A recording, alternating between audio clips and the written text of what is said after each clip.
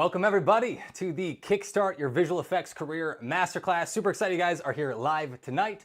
I'm seeing all yo folks from across the globe. A couple of you guys from Canada. Seeing you, Alex and Nafis. Also, seeing some folks from Ireland. What's up, Nikki? Anyway, super excited to dive in and teach you all of the secrets, the biggest lessons that I've learned across my entire career, going from a completely self-taught visual effects artist, learning right here on YouTube, just like all of you folks, to working on Hollywood films. And it turns out there is a repeatable process that you can follow over and over again to get hired reliably. And if you do these things, you take notes along the way, and you apply what I'm about to teach you, then there's no reason that you can't do the same thing. There's no reason you can't work on these dream movies like Star Wars and Avengers and any movie you can really think of. There's so much opportunity out there now. And at this point in time, I know the last 2 years have been brutal, lots of layoffs and just hard to find jobs along for a lot of folks inside of the industry, but there have been more people hired in the last 2 months than the entire last 2 years combined. So we're finally feeling that upswing that we've all been waiting for. I know literally someone now that I'm not just an artist, I'm now a supervisor and director at studios. We're literally hiring 2 new folks on my team this week. So the upswing is happening, and I hope you guys can rise with the tide and land that first job in the industry. So let's not waste any time at all. Super excited. You guys with me? We're gonna go for about 60 minutes. Maybe we'll go to 90 minutes, but I'll try to talk as fast as I can. Just listen close and take notes. It's how you're gonna get the most out of this entire night together. So without further ado, let's jump into how to break into the film industry and land that first job in visual effects without any industry connections, without relying on being born into the industry. That is not something you can choose. So we're going to talk about the controllables, the things that are up to you to change. And by the way, if you guys showed up here live with me tonight, just stick around to the end and I will send you a free copy of my new ebook, which is Kickstart Your VFX Career. It's a companion to this exact class, and there's so many cool techniques along with this. I'm not really great at going through all the pages here, but we talk about compositing, green screen keying, and how to set up a demo reel to become visual effects studio ready. So if you guys want a copy of this, just stick around to the end, and I will send you a link that you can all access if you're here live on YouTube. So again, without further ado, let's jump right into it. So. And yeah, there's a little sneak peek at all the fun stuff. I'm really proud of this, and it covers both the artistic techniques and how to get hired, how to actually get paid as a visual effects artist. So really quick, I love starting with this question. Guys, write in the chat. I'd love to. I'll read through all your answers. But what is your favorite movie? More specifically, what is the movie that made you want to become a filmmaker or a visual effects artist? I know for me, it was very clear. I knew right after watching the pod race sequence in Star Wars Episode 1. The movie itself may not have been great, but that sequence, I'm sure a lot of people can still hear the roar of the engines and Sebulba about to be Anakin, trying to take him out in the middle of the race. It was so visceral, and I really felt like, wow, there's only one way to do this, and it's through whatever the heck this magic of visual effects is. So that to me was such an eye-opening movie. Let me know in the chat here. I'll switch over to my camera so I can actually read the chat. But I'd love to know. So I know for some people it's The Matrix. I'm seeing the Dune, Star Wars from Clancy, Desolation of Smog. Great to see you, Kate. She's a student over at Unreal for VFX. Great to see you here. Seeing Venom, Matrix. Let's turn off the music there. Thanks for letting me know about the music there. So that is now off. But yeah, Iron Man, Doctor Strange. Yeah, a lot of the classics. I know Marvel movies, love them or hate them. I know there's lots of them out there now, but hey, I know they've inspired an entire generation of visual effects artists, and myself included. I think Iron Man also qualifies as one of those movies that made a huge impact in how I thought about filmmaking and becoming a filmmaker myself. But yeah, this was the movie that inspired me, was this exact same pod racing sequence, but more than just the visual effects of this sequence. I remember sitting at the end of the movie and seeing this gigantic list of not just hundreds of names, but thousands of names, all of these different visual effects artists. And I couldn't help but think, but man, if all of these people could land jobs in the industry, why can't I do it too? And from a very young age, it just felt so possible. And I would watch all the behind the scenes of Star Wars and of Iron Man and anything I could get my hands on. And it just was obvious that, no, this is not a gated opportunity only to the select few. It really felt like anyone can do this, and I hope you guys feel the exact same way. I think that's why you showed up here tonight, is because you're trying to figure out this path for yourself. So I always felt if they can do it, why can't I do it too? And my question for you is, why not you? Why can't you be the next person in line landing that first job? So what we're going to talk about tonight is how to start a six-figure career doing what you love, which is making movies and visual effects. And a really short story about me. This is not about me, but I've been in your shoes before. I went from someone making these Star Wars films in my backyard, making lightsabers in After Effects, and playing Darth Vader and Luke Skywalker in the backyard, to literally working on my dream project, which was Star Wars Episode 9. I snuck in there right at the end of the latest trilogy. So yeah, again, like I grew up, I was not special. I didn't know anyone in the industry. I didn't grow up in LA or New York. I didn't have any industry connections. No one in my family worked in the industry. I was probably like you, on my own. No one in my city had made it in the film industry. And again, I was always looking for that path and trying to find a way to follow in the footsteps of someone who had done it before. So I hope I can be that person for you and speed up this whole process. And thankfully, I've had the opportunity to work both in visual effects studios and on set on the virtual production of Avatar: The Last Airbender using Unreal Engine every single day on set. And also work on movies like Godzilla vs. Kong, Star Wars Episode 9. These are some shots from my demo reel there. Maleficent, Deadpool, Alien Covenant, a lot of fun stuff. And again, it's just to show you that yes, this is possible. I started off just like each one of you. So if you want to learn the shortcuts, you're in the right place. So I want to really help you do the same thing and pass all of these tips, all of the lessons I've learned, and condense them down into this short lesson. But really quick, a lot of people are wondering, is the visual effects industry dead? Is this the end of visual effects? Is AI going to kill visual effects artists as a career? The answer is no. The answer is no. You still need an artist on the box who is there, able to make creative changes. And movies like Spider-Verse, Across the Spider-Verse, which I worked on just last year, those are the types of movies that you do not make by generating some average result out of the ether. We are, film is not dying, just like photography has not died. There is a place for this, and no one wants auto-generated movies and TV shows. Just like you don't want to watch AI sports, and just like you don't want to go to a concert of an AI music artist, you want to go to events, and events like Avengers is an event. When that movie comes out, we want to connect with actors and artists and filmmakers. So, and again, if you've watched a TV show or movie in the last 2 years, even though the industry has seemed like it's at an all-time low, if you saw a movie, then that was made with artists. So there have been the visual effects artists who have been working for the last 2 years. You're not going to hear from them. They're not going to be bragging on Twitter or Facebook, but they're out there. And some of the best artists I know have been working consistently throughout the last 2 years. Obviously, it has been hard for a lot of us out there, but again, if someone else is landing that job, why not you? And thankfully, I've kind of switched gears from working at studios to helping students kickstart their own careers using Unreal Engine and Nuke and just visual effects in general. Folks like Jay Lee, who joined Unreal for VFX just a few months ago and has landed a job at the third floor making previs using Unreal Engine. Folks like Jonas Singh, or he's known as Zalushi here on YouTube, has over 500,000 subscribers, and he used the same things I'm going to teach you today to take himself, turn him into, put himself into his own Star Wars films, use this to create opportunities and sponsorship opportunities on YouTube.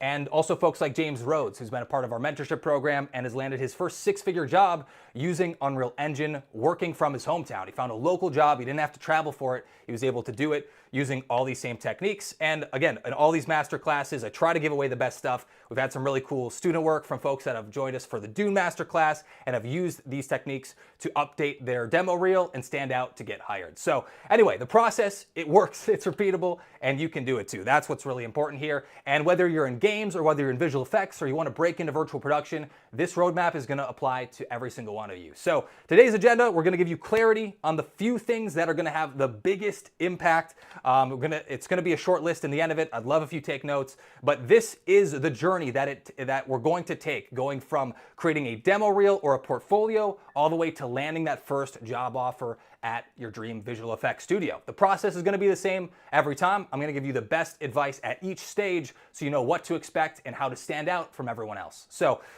let's go through it. This is the roadmap. I'm already tired of the slides. Let's go through it. Last note here before we dive in, we'll jump into the chapters right after this. Please, please, please, if you want to get the most out of this, you're already setting aside some part of your night. That's why you're here. I want to make sure you get the most out of this class. And if you hear a couple cool pieces of advice and you don't apply them, then honestly, you learned nothing, which would be the most devastating part of all, is to show up, put in the effort, but not apply what I'm about to teach you. So the number one tip, I have notepads and little Post-its across my monitor down here that you probably can't see. I'm writing down things constantly. And to me, writing things down is the cheat code to remember things instantly. If you write it, you'll retain it. It just works that way.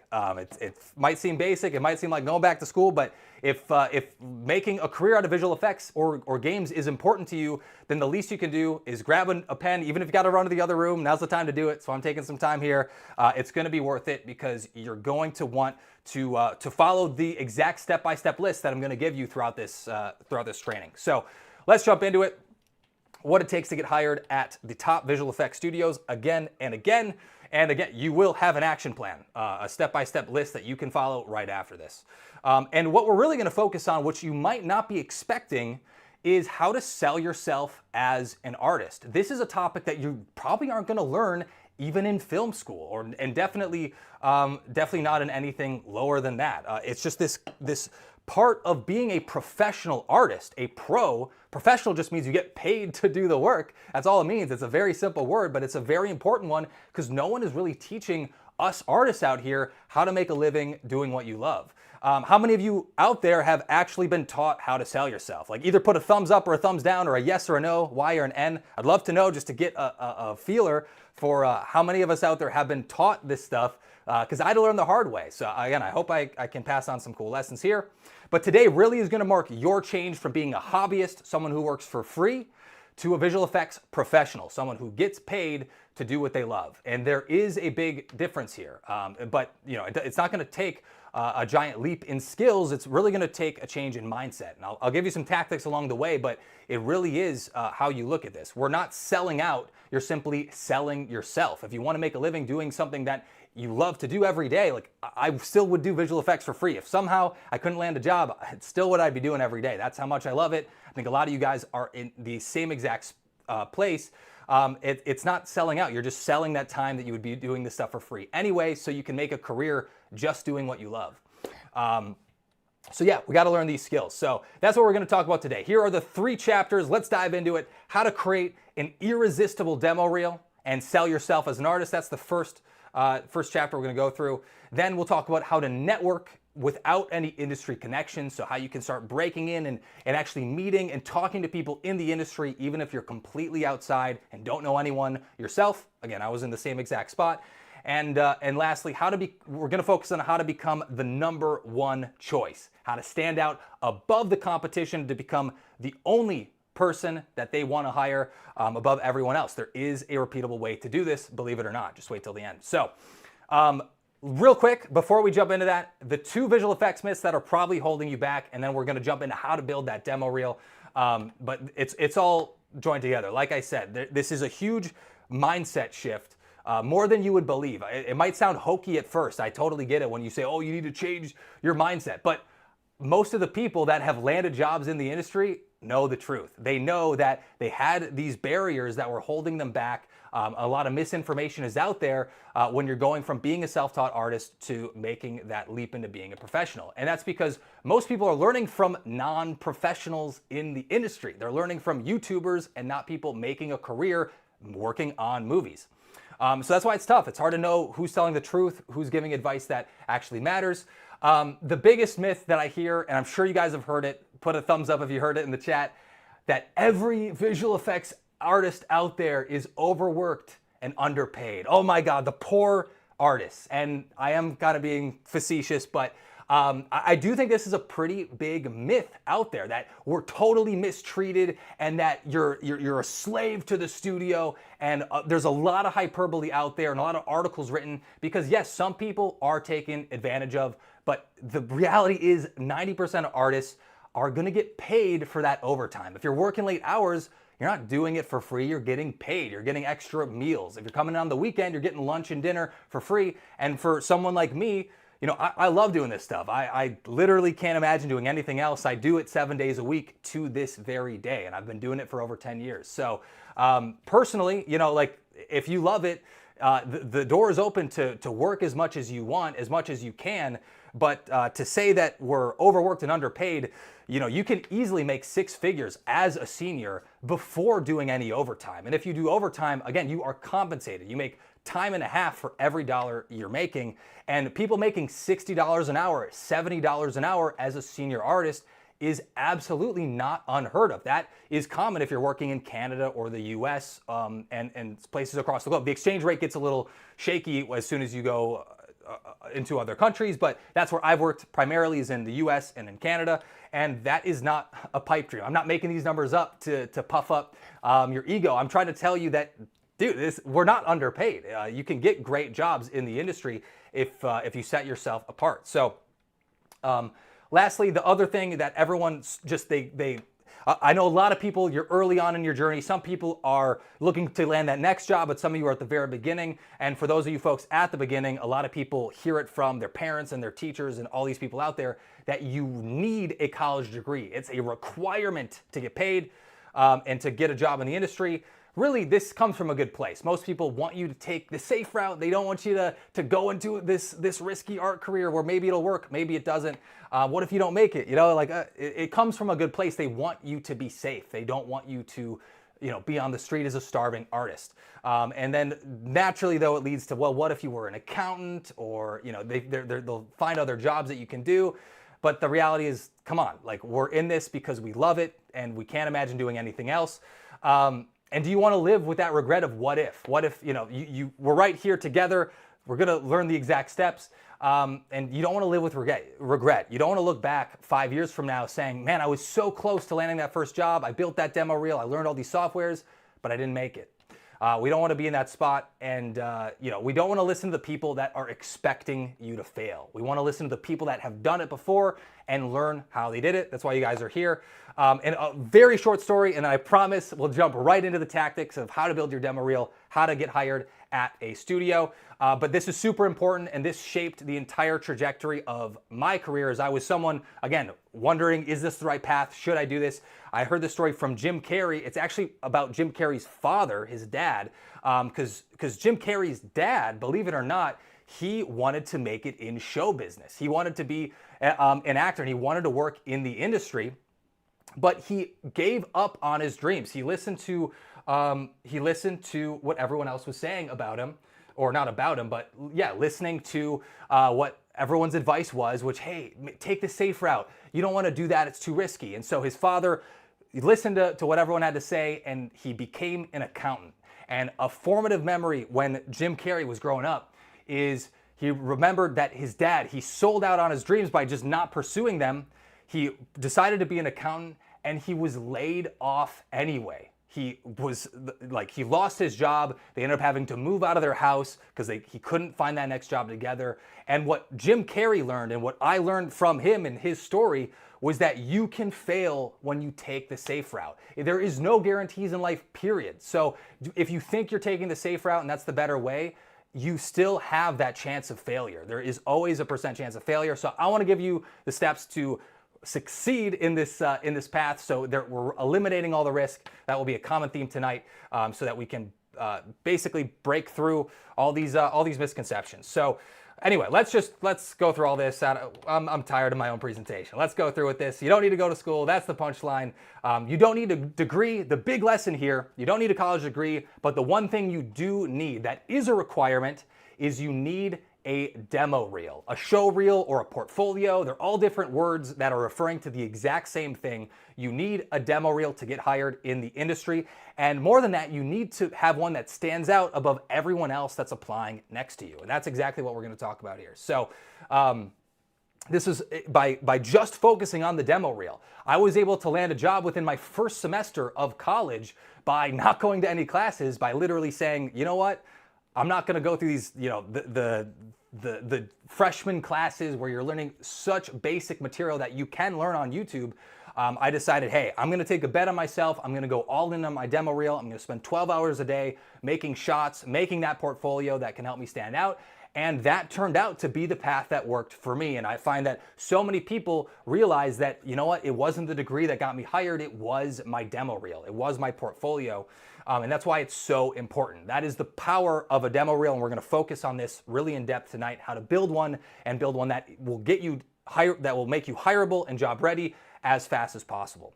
So again, this is the roadmap that we're going to go down every single time. We got to start with that demo reel, then we're going to apply on these career websites, then we're going to land that interview. We'll give you some tips on how to nail that interview so you stand out the first time, and then obviously the last step is hopefully you get that offer. So here we go. First chapter, how to create that irresistible demo reel and sell yourself as an artist. Now, here's the thing. We got to start with the demo reel. But a huge mistake beginners make is they jump right into making shots. They find whatever tutorials they can find online and they go right into it. They start building out, stuff that any tutorial that you'll find. Any of these 4-hour masterclasses, they're great on YouTube. They're a great way to learn the software really quickly. But let's talk about how to actually not just work on tutorials, but how to build a demo reel. So the word demo in the phrase demo reel, demo just stands for demonstration. We want to demonstrate that we already know the skills and the software that a visual effects studio is looking for. We want to demonstrate that it's already done, that we're not going to have to learn anything else. We already know what they're looking for. And here is what most people get wrong. They're so focused on like me, what I can do. I can use Blender, I can do fluid simulations, I can do fracturing, I can do all these different things in 3D. Me, here's what I can do. But they're not focusing on the person hiring. A huge problem I see is that a lot of people aren't demonstrating the skills that the visual effects studio needs. They're just demonstrating skills that they already have. And it's like you're totally working backwards if you're doing this. So we need to make a demo reel with the visual effects studio in mind. It's not just a good piece of advice, it is essential. Otherwise, you're not going to be solving the problems of a visual effects studio. So most people get this wrong because they've never been taught how to sell as an artist. So really quick, let's just talk about selling 101, the absolute basics, but this is the core essential part of actually selling yourself as an artist. Obviously, hopefully you guys have seen Wolf of Wall Street. Sell me this pen. That is the classic line from Jordan Belfort. Sell me this pen. How do you do that as an artist? Because that's essentially what you're doing. You're selling your own illustration skills or your own visual effects skills. How do you stand out? So the number one rule of selling yourself as an artist is you don't solve by pitching yourself, you sell by solving their problems. It's not about me, it's about you, the client, the visual effects studio. Who is the person with the wallet, who's paying for the job? How can we focus on what their problems are and solve them for them so they don't have to worry about anything at all? And I think this is the next slide here. You sell by solving problems, and the smaller the problem, the less you're going to be paid, and the bigger the problem, the more you're going to be paid. So to give an example of this,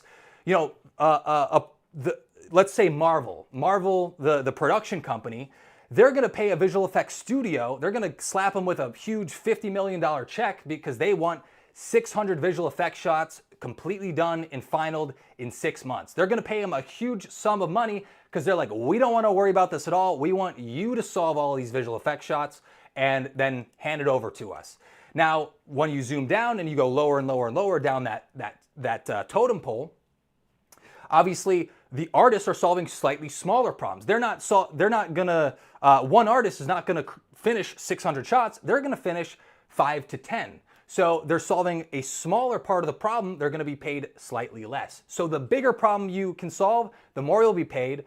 Also, the more complex problem you can solve, the more you'll be paid, and the simpler or easier the problem is, the less you'll be paid. By the way, are you writing this down? Do you need a pen? That's kind of how this goes. We need to actually solve a problem that's happening. You guys have this problem of you need to remember this so that you can actually get hired as a visual effects artist. So what we're going to focus on now is what problems does a visual effects studio have, and how can we speak their language and get ahead of the game, start to identify and demonstrate that we can solve their problems before they ever see our demo reel. So again, visual effects studios, what is their problem?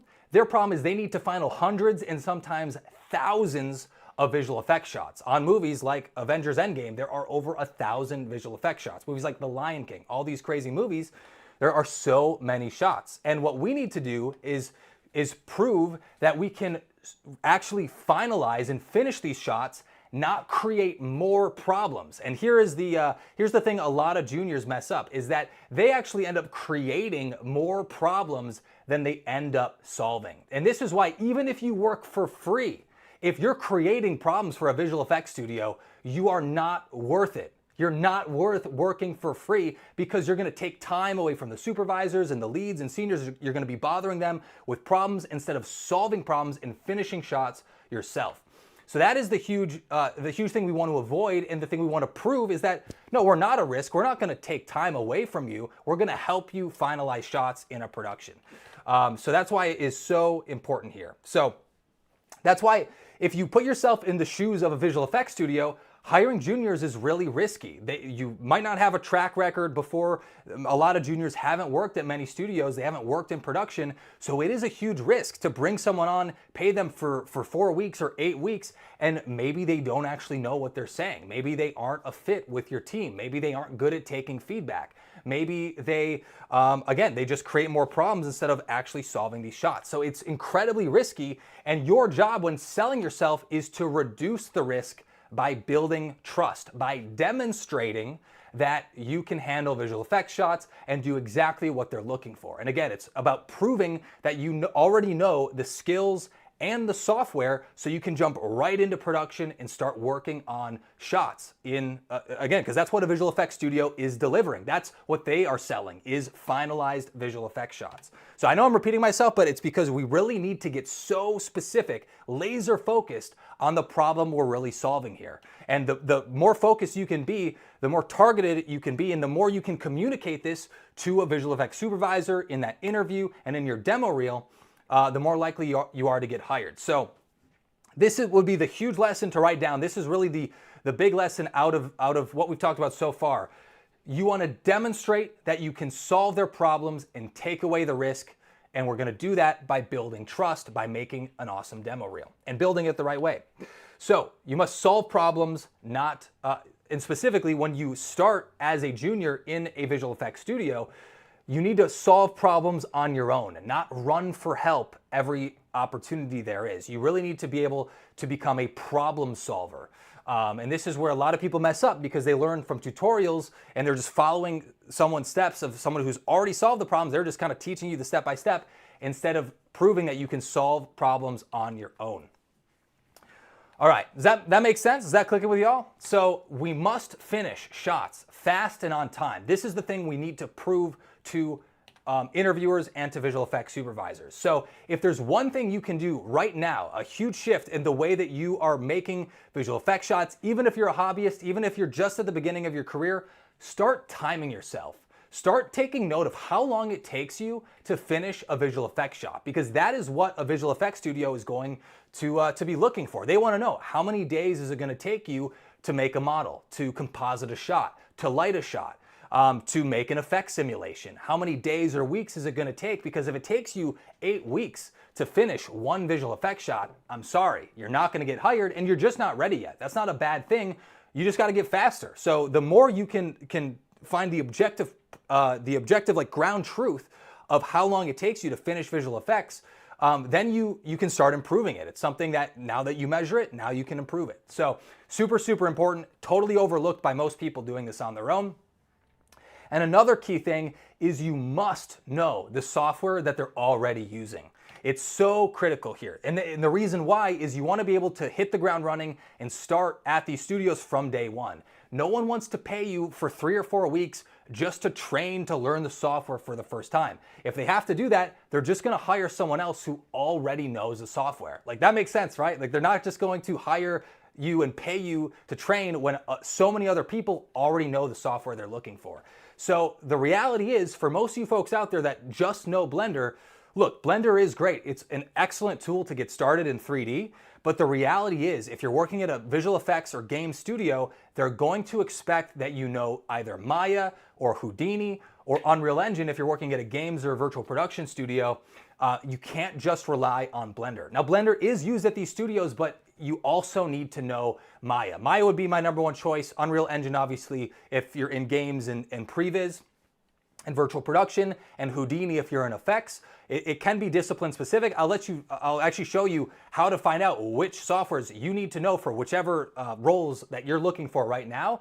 But I want to plant this seed in your head. Blender alone is not enough if your goal is to work at a visual effects studio. It's great to get started, but it's not enough to get hired. And the same goes for After Effects. I know a lot of people have gotten started using After Effects. That's what I started with, learning how to make lightsabers. But it wasn't until I learned Nuke, which is the industry standard for compositing, that I was able to actually get hired. I tried to get hired just using After Effects, and that was all I knew. And I learned very, very quickly that no one was responding, no one was getting back to me about my demo reel or my cover letters until I learned Nuke. So it's not nice to know, it is a requirement, and I'm just letting you know ahead of time to save you some heartache along the way. And again, it's just so that you can start from day one.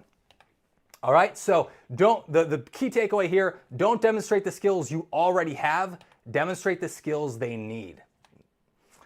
Super, super important. Start thinking with the problems you're going to solve first. How do you solve Visual Effects Studio's problems? So let's dive in even deeper. Wouldn't it be perfect if we could just generate a precise list of exactly what these visual effects studios are looking for and not have to guess ourselves, not have to try to put our mind inside of these senior visual effects supervisors' heads? What if we could just have an exact list of what we need to put in our demo reel, in our cover letter, and in our resume to stand out ahead of everyone else? Wouldn't that be awesome? Well, you're in luck, because it turns out there already exists an exact list of things that you need to know before you get started. So where can we find this magical list that will give you an advantage above everyone else? So again, we were going to start by talking about the demo reel, and don't worry, we're going to talk about it. But if you want to get an advantage ahead of every other artist that you'll be competing against when you're all applying for the same role, is that don't start with the demo reel. Don't focus on the things that you can do. Start on the application pages. Start on the careers page of your dream studios. And I'll show you why right here. This is so basic, but so many people skip over this, and you'll end up spinning your wheels and wasting so much time if you don't do this. So the key lesson here is start at the careers page. And why you want to do this is regardless of your discipline, whether you're in effects or lighting or animation, is they will make a tailored list for the job posting. I think I've duplicated that a bunch of times. So let's actually take a look at some of the careers page of my dream studios and some studios out there that I'm sure you want to work at too. So Framestore, if you're not familiar, they've worked on Harry Potter and all the Marvel movies you've seen lately. They're a huge Marvel studio. They work on so many movies and TV shows, and they're one of the best out there. So this is a job listing for a compositor, which is what I do on Hollywood Films. So look, on this careers page, they will tell you the exact skills they're looking for. So let's start at the top. Let's just go through a couple of these. So an excellent working knowledge and production experience with Nuke, familiarity with stereo and working with multiple render passes, excellent organization, communication, a strong eye for detail, color and lighting, the ability to multitask, prioritize, and problem solve.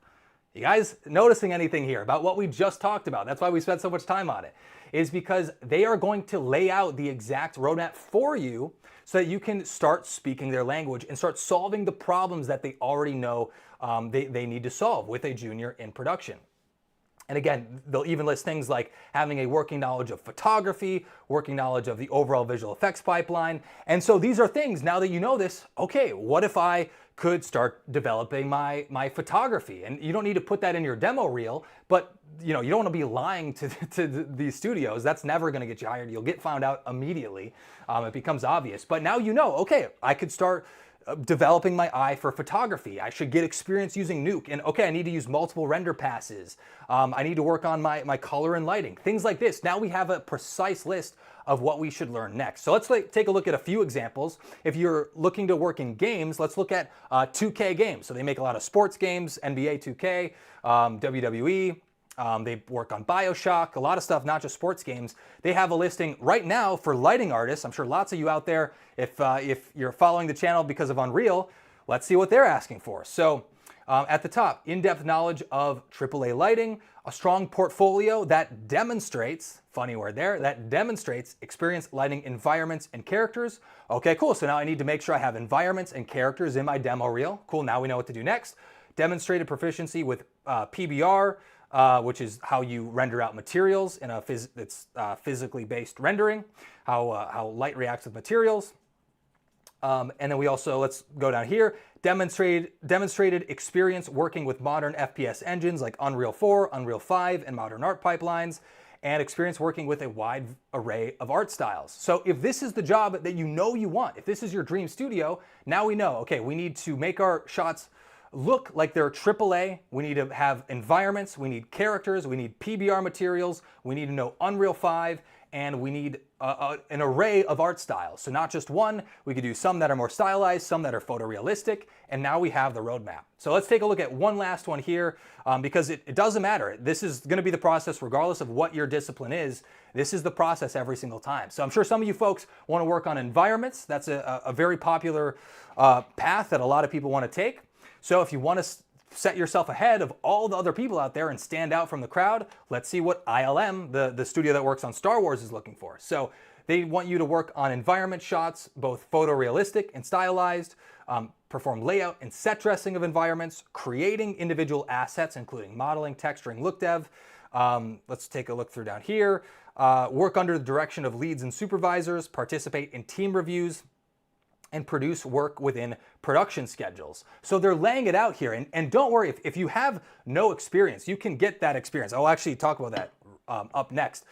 A lot of times too, they're asking for studio experience, but if you're working to a schedule and you're delivering shots at a week-by-week basis, it doesn't matter if you're doing it for free on your own projects or with a small team of passionate hobbyists, or if it's at a real studio.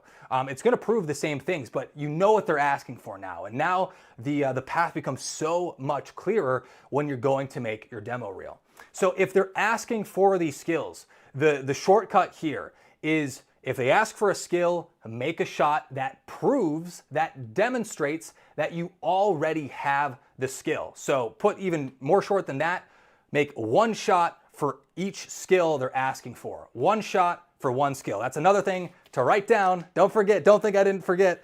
Write that down because it's so important, and this is the fastest way to build a demo reel that visual effects studios are looking for, is prove each one of these skills with a shot that you'll put in your demo reel. I hope that makes sense. And again, this can be a little bit obvious once you know it, but so many people were wading through this uncertainty, not knowing what these studios are looking for. This is the way to find out and to speak their language and solve their problems. Another note here, so if they ask for experience, just like I was saying earlier, you don't necessarily need production experience, especially if you're applying to a junior role. Odds are you don't have production experience. So how do you get around this, right? It's a chicken and the egg problem. Which comes first? I mean, I need a junior role, but I need a junior role to get a junior role. So that can be really frustrating too. My single piece of advice here as well would be create your own opportunities. This is what I tell everyone getting out of high school, early days in college, or for the folks that are looking for that career change, that they're sick of what they've been doing and they want to break into visual effects. There is no other option but than to create your own opportunities. If you don't have one out there, do it yourself. Make your own projects, get together with other artists, start doing these things on your own. It's the only way to do it. So if you have zero experience, make your own opportunities. And by doing that, you, again, work to a schedule. Say, okay, I'm gonna do 2 shots per week for 8 weeks. Just being able to communicate that in an interview with a supervisor dude, that stands out so much against all the people that are like, oh yeah, I just do tutorials on YouTube and I made a couple shots. They're like, no, I'm above that. That was me, 6 months, a year ago. Now what I do is I want to try to work in a visual effects studio production pipeline. And now I time myself. I make sure that I can do it on a schedule and be efficient and take feedback from other people that I'm working with and implement it fast and efficiently. Kind of sounds like I'm in an interview right now, but this is the type of words and the things you want to communicate in an interview so that you're reducing the risk and building trust because you've already done it before. And it's really the same thing over and over again. So if they ask for skills, you need to make shots that prove it. And if they ask for software, then you just gotta learn the tools. Don't skip over this. And again, you don't have to be an absolute expert in every single software. That's not it at all. But you do need to be super comfortable in each of these so that if they ask you to model something in Maya, if that's what you're doing, if you're an environment artist, you gotta learn the right tools for the job. That's just what it is. So it's not really optional. I just want to tell you so you can save the time and start to prepare yourself if you want to become Visual Effects Studio ready. So there we go. That is how we can use that application page ahead of time so that building a demo reel becomes much faster and much easier. So let's go back all the way to what we said we were going to start with. I did a little fake out there, but it's super important to know and to build a demo reel with that Visual Effects Studio in mind. That's everything we've been talking about so far. So now let's talk about how to create that irresistible demo reel and how to build it right from day one. All right? So do you want to learn the demo reel shortcuts that I use to get hired at studios like MPC, ILM, and Framestore? You guys want to learn that next? Let's do it. This is the stuff I love talking about. I love getting into the art side because at the top studios, it turns out, let's take a look at the challenge here. So if there is one position for an environment artist or a compositing artist or whatever it is, odds are there's going to be at least 100 different applications all fighting for the same one position. Now that is a lot of people applying. Now the good thing is like 50% of those people are totally unqualified. They're the people that have only worked on tutorials, that don't know the software, and they just get thrown in the bin right away. But there's also 50 people who might be fairly qualified, and we got to find a way to stand out above all of those people. That's the challenge that is ahead of us. So if you want to land the job, a huge mindset shift, and again, it's so simple, but if you don't have this perspective, you're just going to get super frustrated on your journey trying to break into studios. It's not about being good enough or being in the top 10 or the top 25. Usually there's not 25 open positions. There's usually, somewhere between 5 and 10. So it's a much more helpful mindset to think, how can I become the number one choice? Not number 5 or number 10. How do I literally be the number one choice? And hey, if you don't end up there, you still might get hired because you're that second or third or fourth, and they might have multiple jobs they're hiring for. Like again, we're hiring folks at Pixo right now, and the reality is we have multiple jobs open because that's what we need for the production schedule. So it's much more helpful to think, how can I become that number one choice, and prepare your whole strategy around that. There is no good enough. Your work really needs to be at that number one spot. So what we're going to talk about here is not just how to build a demo reel, it's how to make your work stand out, literally be above everyone else, not be average, not be among all the other demo reels out there. It's how to stand out, be extraordinary, be above everyone else. So that's what we're going to talk about here. So the number one rule, if you want to stand out, is don't copy tutorials, copy movies. Now write this down, a super important lesson. I'll give you some great examples of what I mean right here. But don't just copy tutorials. Copying tutorials is great at the very, very beginning when you're learning the software. But once you are up and running and you understand how everything works together, then you don't want to be copying tutorials. You want to copy shots from your favorite movies. The reason why is that tutorials, if you're just following tutorials, you're not proving that you can solve problems on your own. You're just proving that you can copy someone else's step-by-step guide, which is not, that's not going to prove that you can actually do well in production. Tutorials already give you the answers, and you want to prove that you're a problem solver, that you can be given a single image, this creative brief from a supervisor, and you can figure out all the problems that it's going to take to finalize a shot, and not need other people's help to do it. That's what you want to prove. So Another reason why is that visual effects supervisors instantly recognize tutorials. And if your demo reel just has tutorials from other YouTubers, like there's the classic Unreal Sensei Castle tutorial that I see in so many demo reels. Unfortunately, that's like the easiest way to throw it right in the bin, because I'm like, I don't really know if you can create environments on your own. I only know that you can copy a step-by-step tutorial. And the visual effects supervisors recognize those tutorials, not because they've done the tutorials, but because so many people apply with identical demo reels. And again, you don't want your shots to look identical to someone else. You want it to stand out. So that's why it's so important here. So instead of doing that, it is much more helpful to copy movies. So find some of the movies that you love. So I'll show you some examples here from Blade Runner 2049.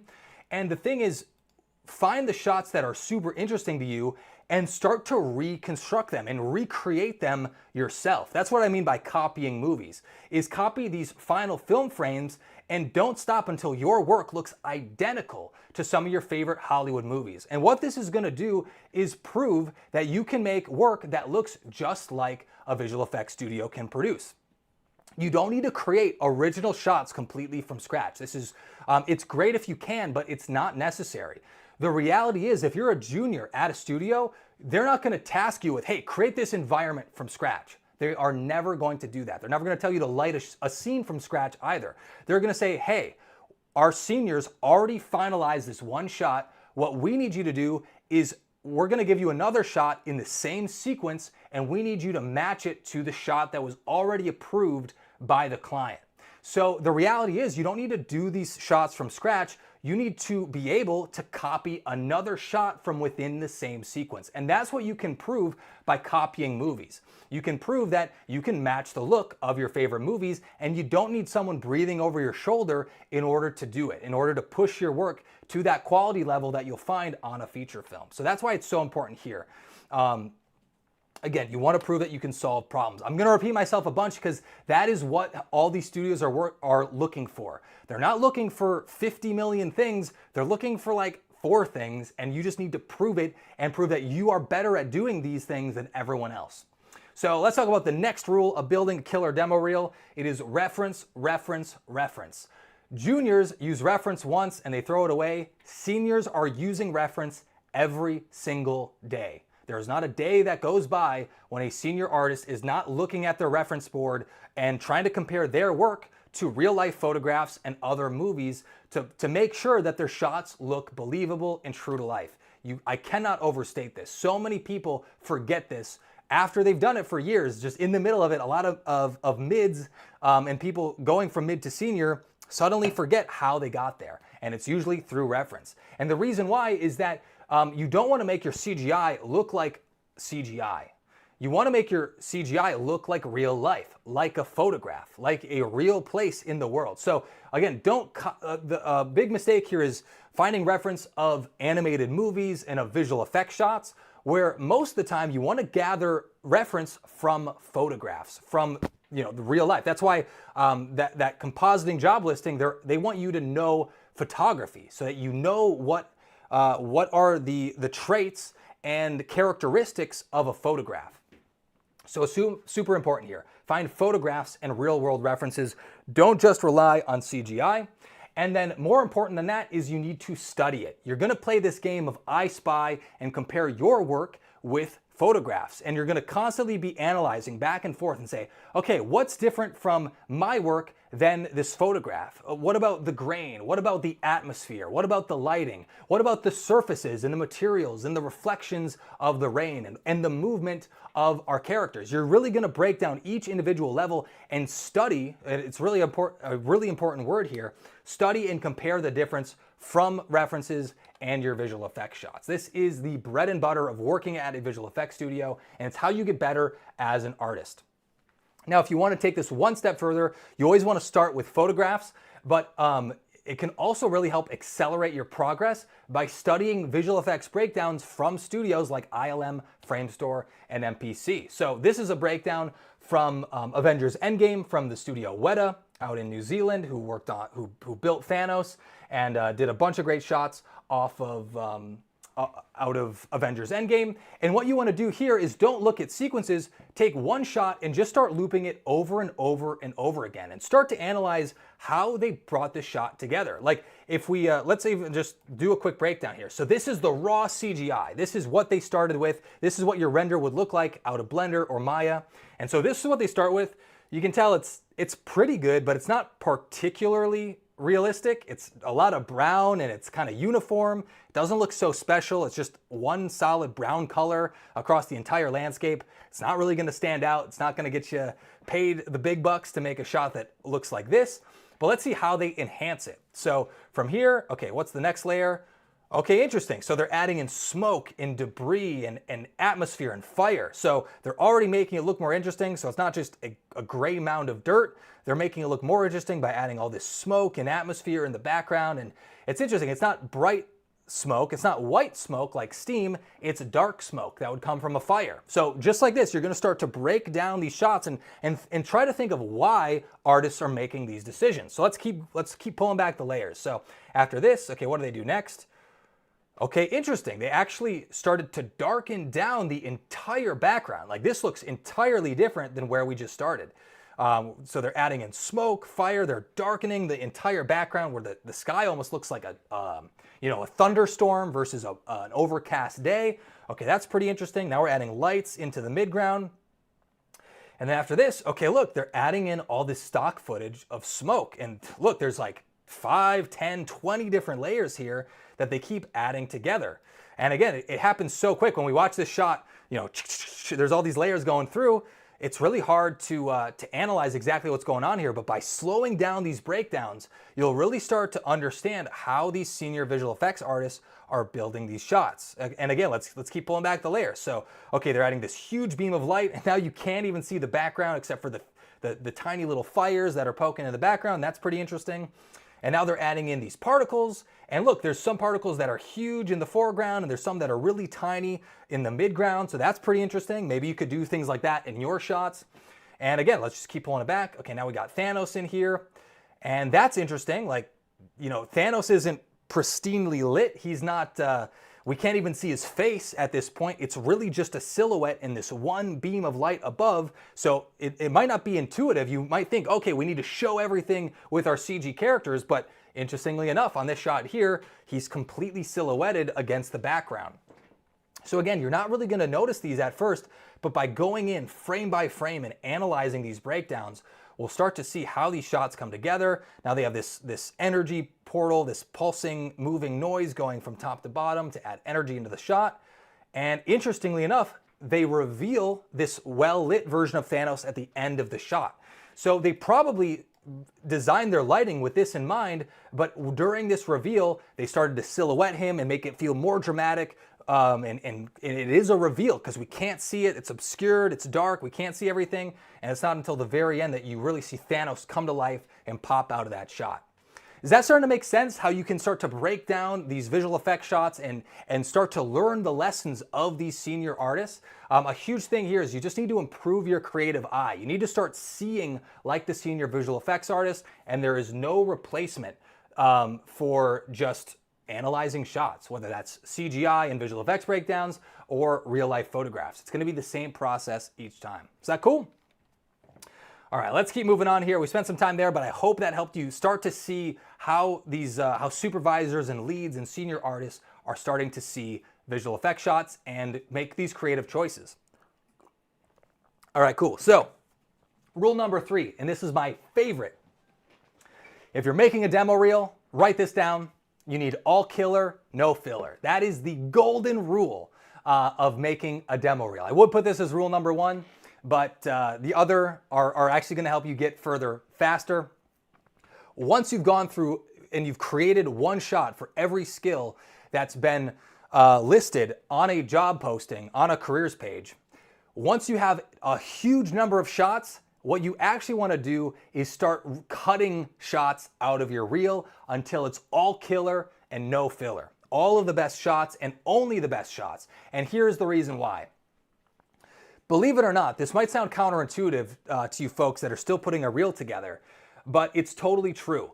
2 excellent visual effects shots will will actually outperform someone who has 10 mediocre visual effects shots. And think of that, just 2 shots or 2 different projects that you put together will outrank 10 shots that are mediocre. And it kind of makes sense, right? Like if you have 2 shots that look perfect, that look right out of Blade Runner or Avengers or whatever that movie is that you want to recreate, that and you can really show that you can make shots at that quality level. How is that going to look next to a person that has lots of shots that are average?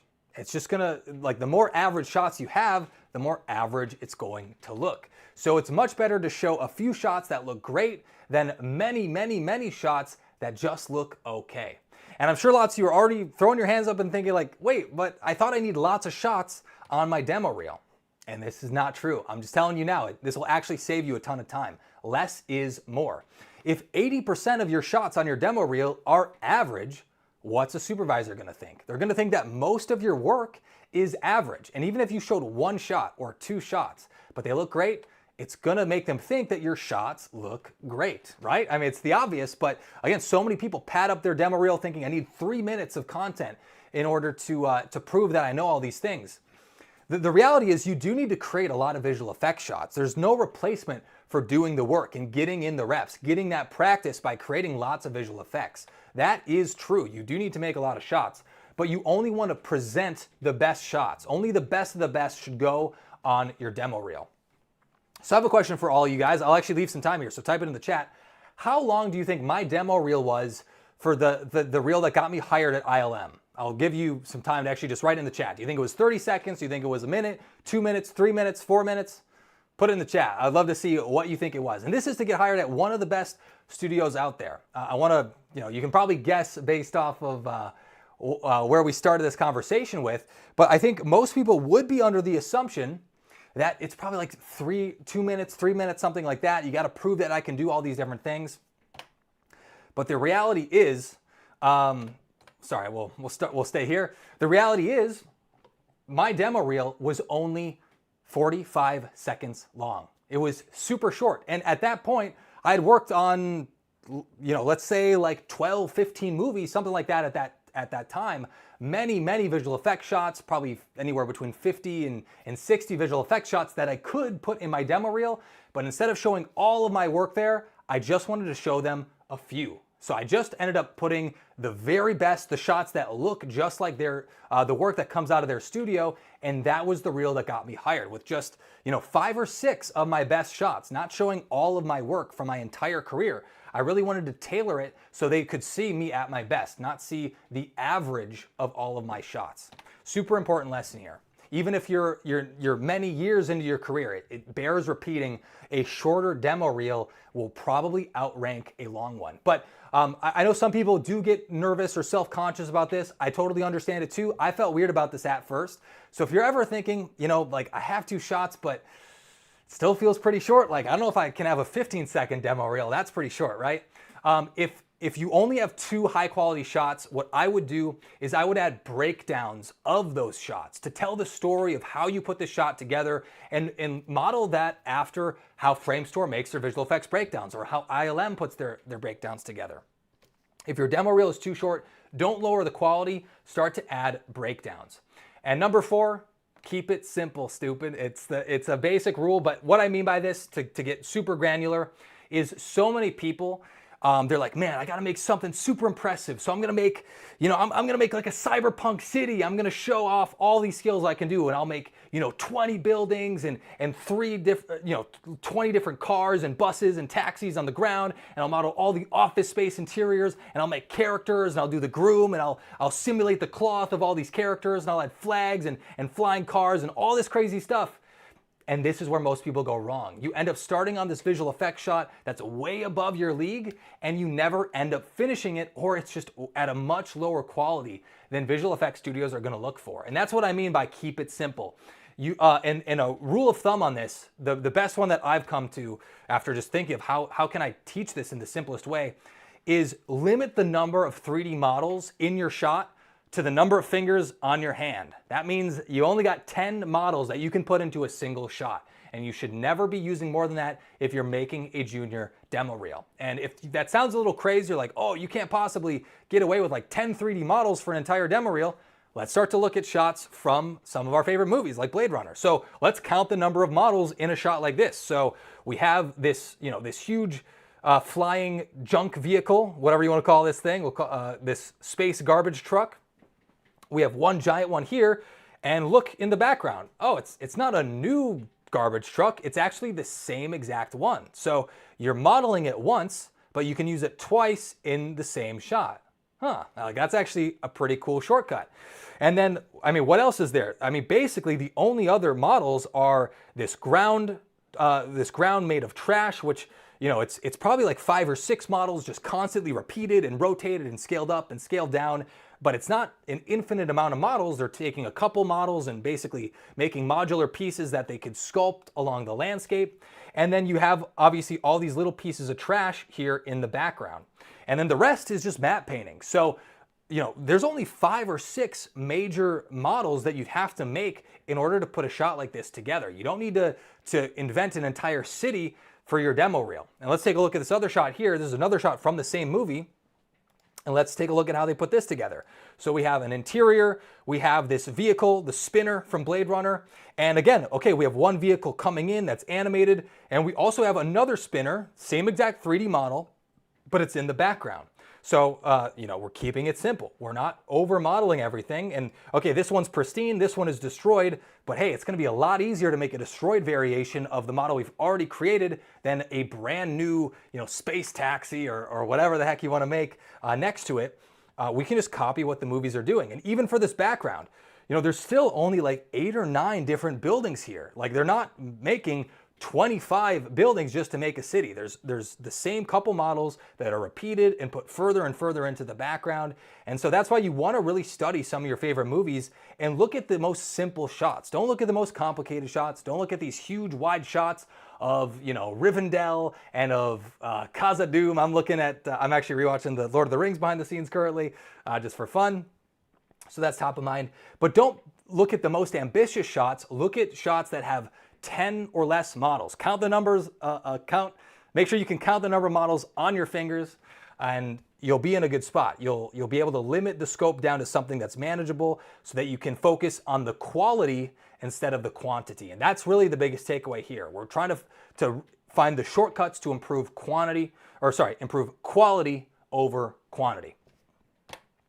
All right, hopefully that makes sense. And yeah, another quick shortcut, a simple way to think about this is don't build cities, try to build hallways. Hallways have repeating modular things. If you think of a hotel, it's the same little, or a hospital, it's the same rooms over and over and over again. So you can model a few things and duplicate them, repeat them down a hallway versus making an entire city from scratch with all the interiors of the buildings and the sidewalks and street lamps and stop and go lights and all this craziness.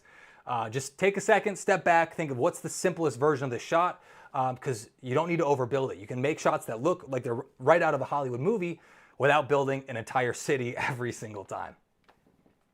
All right, and a good way to think about this, if any of you are a little bit skeptical, and I get it, a lot of us, we want to make huge visual effects shots. That's why we got into this. But if you're trying to learn guitar, you don't jump into a Metallica solo as the first thing you try to learn. You want to start with a couple scales, a couple licks that you can learn and get the basics. And then, a few weeks in, a few months in, then we can start learning these crazy solos. But you don't want to start with a solo. You build up to it over time. And learning solos take a really long time. It's much easier to learn a couple chords than it does to learn a solo. All right, but then this leaves us to our last question, which is, Josh, how do I know if my reel is good enough? Which is a great question.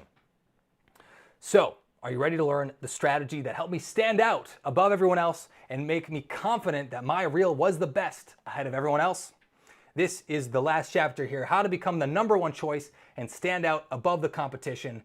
And more importantly, or not more importantly, but how we're gonna do that is we're actually gonna use LinkedIn to land your first job. And I guarantee this is not how you think we're gonna use LinkedIn. We're not gonna spam recruiters and even apply via LinkedIn. I'll show you a really cool way that will give you an advantage ahead of everyone else. So, here's the thing. again, at the top studios, 100 people are going to apply for the same one position.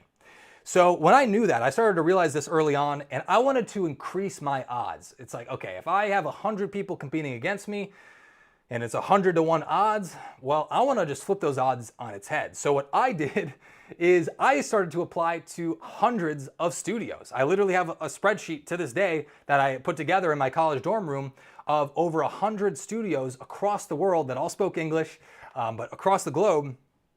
And I started to apply 100 different studios. With that first demo reel I put together, guess what happened next?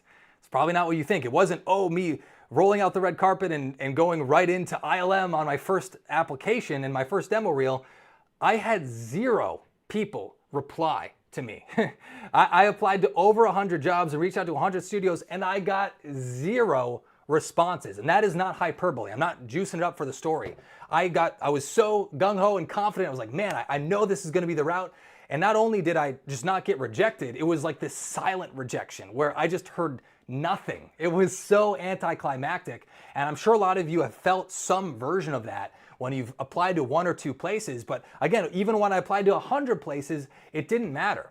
And what I realized then is my work was not good enough. And if you're in that same spot that I was, and a lot of you will get there, where sometimes the feedback is, hey, sorry kid, you're just not there yet. And you can take that feedback and say, you know what, visual effects isn't for me, I'm gonna quit forever, and I'm gonna give up on my dreams, which is a little bit silly. I realized then it's like, okay, I'm not gonna give up, I'm not gonna quit, but if I wanna take this seriously, then I guess the only thing I can do is improve my demo reel. And so this is what I came to as my strategy then. I wanted to figure out who I was up against, who is the competition, and I wanted to study the competition so I could stand out ahead of those people. I was kind of just competing against myself, and I wasn't sure what the bar was to get hired. So what I ended up doing is researching the competition, researching the other people that were applying next to me, and that way I could start to put my show reel against their show reel and start to try to look at it objectively and make a judgment call of like, okay, is my reel actually better, or am I just kind of pumping up my own work? And I was at that point, if it wasn't good enough, I knew, okay, I got to keep improving my reel. I got to keep making shots and making them look better. So what I did is I started researching the artists who were also applying for that same dream job. So what I would do here is I would start to look at not just the people applying next to me. I wanted to see, okay, who are the seniors at Framestore? Who are the seniors at MPC?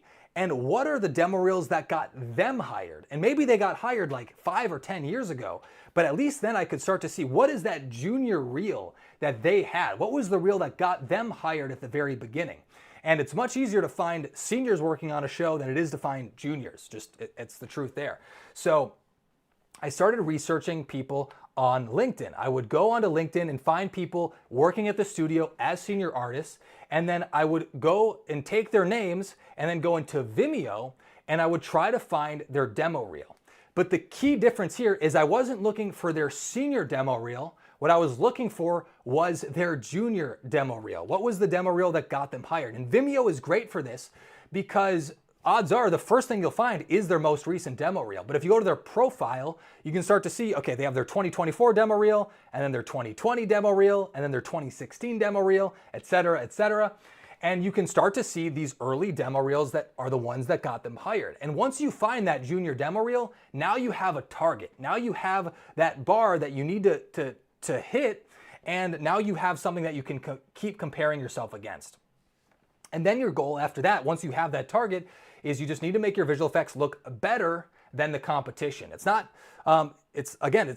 enough to be good enough. It needs to be better. You need to stand out and become the #1 choice. So I thought this might be helpful. Do you guys want to see the demo reel that got me hired? My junior compositing demo reel. That was the first one that got me hired. I realize not all of you are going to be compositing artists. That's totally cool, but hopefully this will kind of walk through it and show you what are the shots that I included and why was this the demo reel that got me hired. So let's take a look. So the key thing with compositing demo reels is the first shot, or every shot they see, the visual effects should be invisible. That is how you know you are successful, is if you can't even tell what happened the first time they play through a shot. And again, you can see here, I was padding on my demo reel by adding breakdowns, so it was a little bit short. It was like 30 seconds if I just played back the shot, so I wanted to include the breakdowns.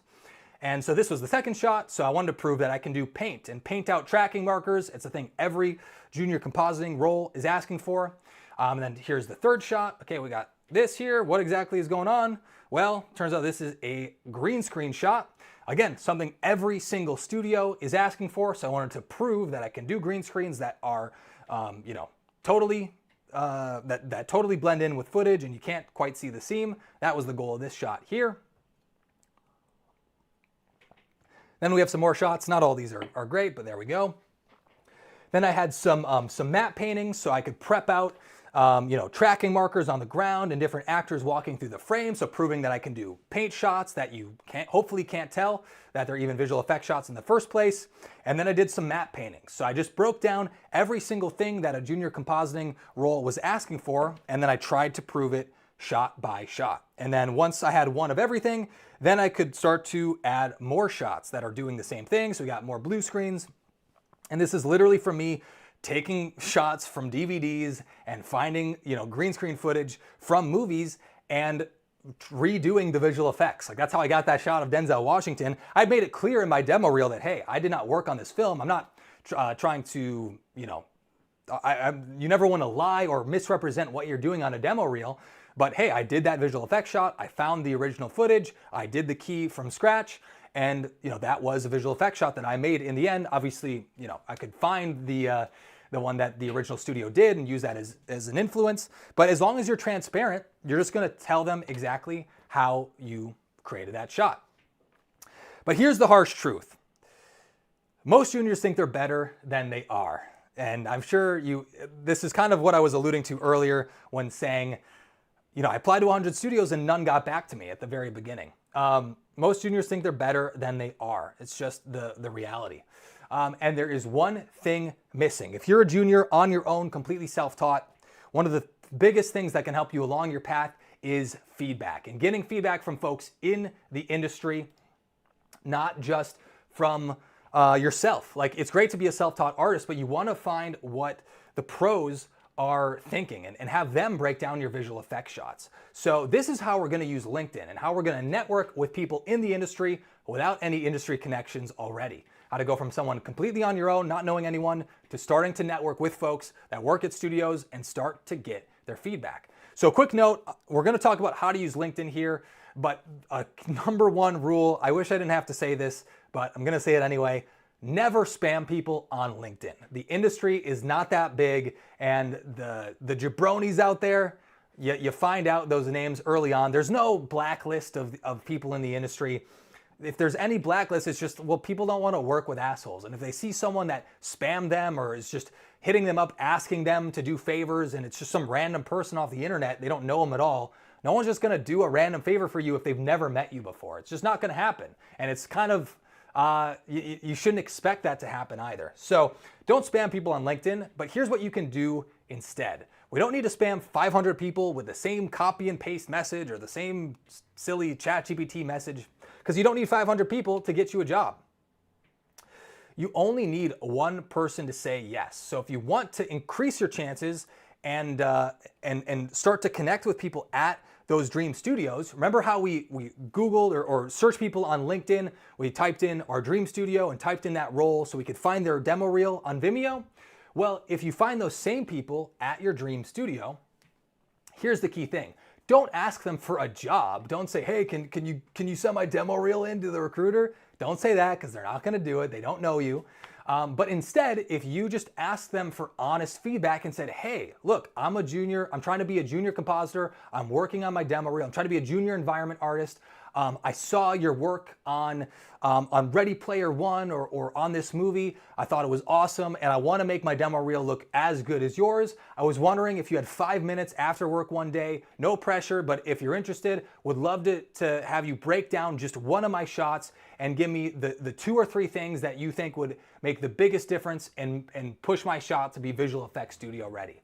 If you ask them a question like that says, hey, I only need like 2 to 3 minutes of your time, 1 or 2 notes from you, and you keep it simple for them, you're not asking the world of them, you're definitely not asking them for a job, you're just asking them for feedback, then you'll start to make connections with folks in the industry. And most people actually do want to help. Most people in the industry love passing it forward and teaching the lessons that they learned the hard way, that took them years to learn. They love passing it down because they were self-taught too at some point, especially the more and more that, resources have been available online and all this great stuff.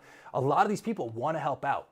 And then the key thing here that you can't skip over is you need to implement it. Don't just ask for feedback as like some move or some play that you can use to kind of sleuth your way into a studio. That's just silly. That's totally defeating the purpose. The whole point is to actually get their feedback and then implement it so you can become a better artist. That is the only way, and that's the only hack to get hired at a studio. It's to just be the best artist. It's that simple. It's not easy, but it is that simple. You need to implement that feedback and just keep applying it. Hit up new people, ask for more feedback as you improve your work, ask more people for feedback, and just keep doing that over and over and over again until you become the number one choice. Become the one, become Neo, and ultimately become the chosen one. Be the number one choice for these studios. So here's the reality. If your current demo reel is not getting you hired, maybe some of you are at the very beginning of your career, or maybe some of you are looking for that 3rd or 4th job. If right now you are not getting interviews and you are not getting those job opportunities, the reality is your demo reel is not good enough. And that can hurt to hear, but I'm just telling you because that's the feedback you're getting. If no one's getting back to you, that's the feedback. It needs to be better if you want to work at these studios. So, we go back to the drawing board. We need to improve our demo reel, look at what skills the visual effects studios are asking for, and compare your work against the people that are getting hired and make sure that you have shots on your reel that are better than the people beneath you. And that's the only way. That's the only way forward. So if you want to land your dream job, your demo reel has to be as good or better than your dream studio. This is another key. We're trying to just set the bar as high as we can. You need to make sure that, like for ILM, I didn't really apply to ILM seriously until I knew that the shots I was presenting was as good or better than some of the shots that they put out, which is obviously a very high bar. I don't use that lightly. I didn't want to apply before I was ready. So you want to make sure it's as good or better. That's the best case scenario. So there we go. That is the playbook there. I know we covered a ton. Trying to talk as fast as I can. We're going late, even more than I thought. But 95% of people do not make it. That's just the bottom line. They don't. So here is what the 5% do. They practice every single day. And I'll show you why. This is so important. It doesn't matter if it's for 5 minutes, if it's for 50 minutes, if it's for 15 hours. The important thing is just like you go to the gym, you got to practice every single day. That is the best way to guarantee a spot at a visual effects studio. And here is the easy way I'll prove it to you. We don't need to it's not just my opinion. This is why it's so important. Let's take a look at one artist who works on visual effects after work 1 day a week versus someone who does it 7 days a week. If we go by that logic, the person who does it every single day, there's 7 days in a week, they are going to get a job 7 times faster than the person only working on this 1 day a week. It's just the math. It's not my opinion. It's just the math. So on the flip side, another way to look at that same idea is if you want to get ahead of all these other artists, if you're working on your demo reel 7 days a week and everyone else is working on it 1 day a week, you'll get that job opportunity 7 times faster. And that is why it's so important. And again, it doesn't really matter if it's, it doesn't have to be 5 hours a day. It really doesn't. Making a small incremental update and improvement every single day is the biggest thing. It's the most impactful thing that you can do. If your goal and your aspirations are to work at a visual effects studio, it's the one single thing that will get you ahead of everyone else. There's no replacement for putting in the work, putting in the time, putting in the practice, and you just have to make it a priority. We all have the same 24 hours in a day. We're not going to get more time. There's no way to cram more time into the same day. You just have to prioritize it ahead of other things. You got to say no to other things in your life. Say no to that, that third episode of Arcane on Netflix. Instead, replace it with doing some extra reps for your demo reel, doing a tutorial, copying a visual effects shot, putting a model together, whatever it is for the job you're looking to get. But you gotta force the time. You gotta make it a priority ahead of everything else. So here's the best exercise I know. If you're serious about this, hopefully you have your notepad on the side here. Write this down. What time in the day can you dedicate to doing this yourself? Maybe it's before work. Maybe it's before the kids get up before school. Maybe it's after work. Maybe it's during lunch. Maybe it's on the weekends and you want to put 8 hours in on a day on the weekend. And then that'll make up for the time you missed during the work week. But write it down right now. Put it in the chat. This is just put it into the world. People feel weird about manifestation, but I feel like the more you can just put your beliefs and energy into the world, there's something special about it. There's something electric in the air when you do things like that start to become a reality because you're just making that commitment. You're writing it down, you're figuring out the problems, and you're putting it into action. That's the whole point here. It's not some frou-frou crazy manifestation nonsense. It's just the idea that, actually figuring out the problems that you're gonna face next week, this week, if you want to make it a priority, let's figure it out right now together. So let's see. I'll read it from the chat. Seeing from Lex, 2 hours daily. When are you going to do it? Just to actually pin down. Is it 10 a.m.? Is it 1 p.m.? Is it 6 p.m.? Is it 12 a.m.? Like, when are you going to make the time? Seeing late at night when the kids are asleep. That's awesome. Are there websites that offer resource to practice with? Can share some stuff at the end there. Sweet. And in my case, every day and all day long. That's hilarious. Alexander. Cool. And then 2 hours daily from 10 a.m. to 12 p.m. Honestly, that's enough. Like 2 hours a day is really all it's going to take. Clancy, almost the whole day. That's awesome. But yeah, I would encourage all of you. I know we're sitting on the sidelines. It's easy to say, oh yeah, I'll get to it later. But again, if all you do is listen to some of this advice and it's in your head, if you're not applying it, if you're not doing a daily practice, then unfortunately, this entire time we spent together is probably not worth it. And it's not because of me, it's because you got to find that time that you're going to put in the work. I can only do so much for you. We got a bunch of great training that will help you on your journey, but you got to put in the work yourself. There is no replacement for that. So I would encourage you, put it in the chat here. I'm seeing Inye Park, 8 to 11 p.m. every day. That's awesome. Have been waking up at 6 a.m. to work with Unreal for the last 6 months. That's awesome. From Unreal Engine Dev. That's super cool. After breakfast, 2 hours in the morning. It's a great way to do it too, is whether it's getting up early or just doing it the first thing in the day. That way you got it done, you put in the effort, even if it's 1 hour. It's really gonna start the day off right, and it's just that momentum of doing it every single day. It's why it's so important. That's awesome. So just to end this up, this is just to give it in perspective. If you watch Netflix, how many of you watch Netflix? Or how many of you watch YouTube? Watching, crime documentaries, any of them. The reality is, would you rather spend your life watching other people succeed, other people's visual effects, or would you rather help yourself? Would you rather put yourself first ahead of those movies? And honestly, at a certain point, watching movies is great, but at a certain point, you really should replace some of that time with making movies yourself. It's not enough just to watch movies or watch visual effects. You gotta do it yourself. There are hundreds of artists working on every movie and TV show. And again, that is my question to you. Why not you? Why can't you be in that credits list? Why can't you be working on Star Wars? Why can't you be working on The Witcher Season 4 or whatever that show is that you love? So let's recap everything, just so if you guys weren't taking notes before, I encourage you, go grab that pen. We'll recap everything we just talked about and we'll hit it step by step so you can repeat this and follow through now that you've kind of set that time aside in your day. We'll talk about how we can actually put it into practice. So now we did the learning, now we're gonna do the planning, and then you are gonna go ahead and do the applying. So let's walk through this. So step number 1, find your dream studio. If you haven't done it yet, what is the studio that you wanna work on? And if you don't know what that studio is, think about what are your favorite movies, those movies that got you inspired to work on visual effects, and go to the credits. See what studios worked on those films. That way you can actually find your dream studio.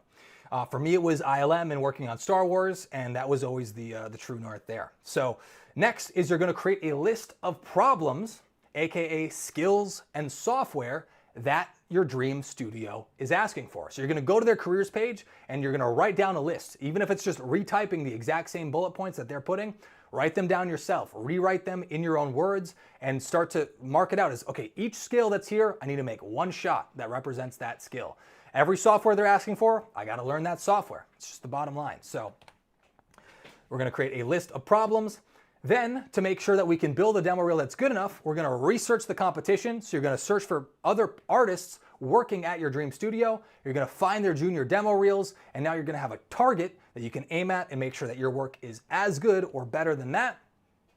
And then lastly, to actually create that demo reel, you're going to find shots from your favorite movies and studios, and you're going to start recreating them. That is the step-by-step process to actually start making a demo reel that gets you hired. And then from there, it's just executing. It is just making better visual effects and improving your creative eye along the way, and hopefully getting feedback from industry mentors and people off of LinkedIn, anyone you can connect with, to start getting more iterations and start to see like the senior visual effects artists do. That's the whole point, and that's your creative eye. That's the skill that you can take with you. Then it won't really matter what software you know. You can learn any software that you need to, but you have the creative eye that will help you stand out, and that's what the studios are looking for. So one skill for one shot, and don't stop until you're better than the competition. That is the roadmap, and that is the step-by-step framework that you can take to make your work stand out and get hired at your dream studio and become the #1 choice. It is that process every time. You can do it.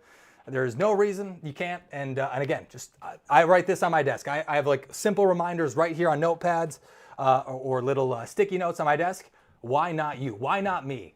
And another thing I did when I was in college is I wrote down what studios are my dream studios. I wrote down ILM, Frame Store, MPC on like every day. I would rewrite it every single day just to make sure, okay, today, this is what I'm trying to do. I'm trying to make a demo reel good enough to get hired at these studios. And funny enough, when that was the focus, when that was the aim, it happened in a matter of months, not years. So here's the thing. For many folks out there, I know a lot of us are here on YouTube because we are self-taught, and there is nothing wrong with being self-taught, but it doesn't mean you have to do this completely solo, completely on your own. So the reality is, who wants a shortcut? Who wants to get the skills even faster and start to develop the creative eye that visual effects studios are looking for? Well, obviously you know that we make training at Unreal for VFX, and actually we have some really cool promos going on right now. We just released a brand new bonus chapter to one of my favorite trainings, which is the Nuke Masterclass, which is one of those pieces of software that you have to know if you want to be visual effects studio ready. And we have some deals going on that are literally better than Black Friday. Like I don't even think we'll drop the price as low for some of these deals. So is it cool if I go over a special offer that's just available for you folks from now until Sunday? Okay, so here's the thing. So like we talked about earlier, a lot of folks, they know After Effects, maybe they know Fusion, but if you want to be visual effects studio ready, the reality is you have to know Nuke. Even if you're a lighter or an effects artist, if you know Nuke versus all the other people that you're applying against who don't know Nuke, you're going to stand out because you know more software and you're more ready to hop into these visual effects studios. The reality is, because only 10% of people know how to use Nuke, that means only 10% of people are ready to work at these studios. So this was a poll I took on my YouTube channel just a few months ago, and it wasn't until then. I assumed it would be like 25%, 50% of people, but when I learned only 10% of people knew the skills, then I was like, okay, you know what? Let's try to condense all these many years of knowledge into a single day of training. Now, obviously, if I could fly out to your city and sit next to you shoulder to shoulder and work on these shots together, I would love to do that. I've had the chance to do that with a couple folks out here, but honestly, it's not quite realistic. So the next best thing I'm thinking is what if I could just teach all of the highest impact lessons and teach you Nuke and how to master Hollywood level compositing in just a single day. Not 6 months of training, but one intensive day learning all of the Hollywood visual effects techniques that you need to know and that visual effects studios are looking for. this is where compositing steps in. And this is a great example of why compositing is so important, is even if you're working on CGI, this is what a lot of raw CGI looks like a lot of the times. It doesn't look great. The original CG pass that you have isn't gonna look polished. It's not gonna look like a Hollywood visual effects film. But with compositing, you can take these shots to the next level by adding in stock footage, lens effects, and just improving your CGI to get rid of that CG video game look that comes with a lot of renders out of Blender and Unreal Engine, and we can upgrade it to look like it's right out of your favorite films.